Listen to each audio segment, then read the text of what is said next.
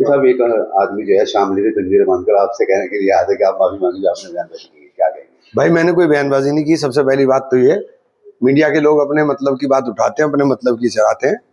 और भगत सिंह जी शहीद आजम, उनको खिताब इसीलिए मिला था कि उन्होंने अपनी जमीन के लिए, अपनी धरती के लिए, अपने देश की माटी के लिए फांसी के फंदे को चूम लिया, लेकिन इस बात को स्वीकार नहीं किया कि वो गुलामी की जंजीरों को, गुलामी की बेड़ियों को लेने का काम करेंगे। उन्होंने इस बात को नहीं मानने का काम किया।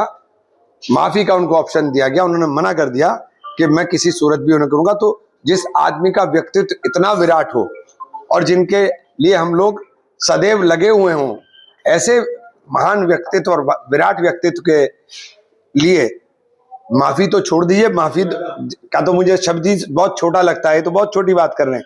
पहले भगत सिंह को पढ़ लें, भगत सिंह को पढ़ लेंगे तो इस तरह की बातें नहीं करेंगे। जब तक भगत सिंह को आपने पढ़ा ही नहीं तो आप इस तरह की बातें कर रहे हो। ये आदमी जंजीरें बांध के यहाँ तक पैदल आया, किस तरह से देखते हैं इसको? मैं तो इसे कह रहा था आ जाए भाई, मैं तो चाय पिलाऊंगा, बैठूंगा चाय पिलाऊंगा, इन्हें बताऊंगा कि क्या भगत सिंह जी थे। ड्रामा मत करिए, तमाशे से भगत सिंह जी नहीं बनोगे आप। तमाशा क्यों कर रहे?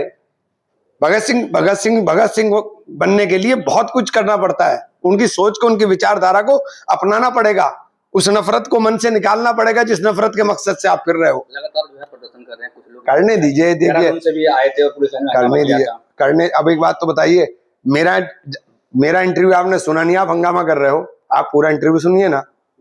जितने भी पूरे विश्व में स्वतंत्रता आंदोलन हुए, सबके अलग अलग तरीकाकार थे। लड़ाई तो स्वतंत्रता के लिए थी। फिलिस्तीन की जो झगड़ा है, फिलिस्तीन का झगड़ा भी तो जमीन के लिए है। इजराइल ने उनकी जमीन के ऊपर जबरदस्ती कब्जा किया हुआ है, यही झगड़ा है। और इसी झगड़े के ऊपर लड़ाई हो रही है। और हम भारत, हम का मतलब मैं नहीं, भारत फिलिस्तीन के साथ है। अभी यूनाइटेड नेशन के अंदर हमने फिलिस्तीन का समर्थन किया। दुनिया के 150 कंट्रीज फिलिस्तीन को मान्यता दे चुके। सब लोग मान रहे हैं कि फिलिस्तीन की जमीन के ऊपर कब्जा है। आप कौन सी बातें कर रहे हो? और फिलिस्तीन के लोगों को आतंकवादी संगठन भारत सरकार घोषित कर देना, कहां करा है? बताइए आतंकवाद की सूची के अंदर अगर उनका नाम हो। आप सवाल खड़े कर रहे हो, बातें ऐसी कर रहे हो क्योंकि आपको जानकारी नहीं है। या तो जानकारी प्राप्त करके बोलो।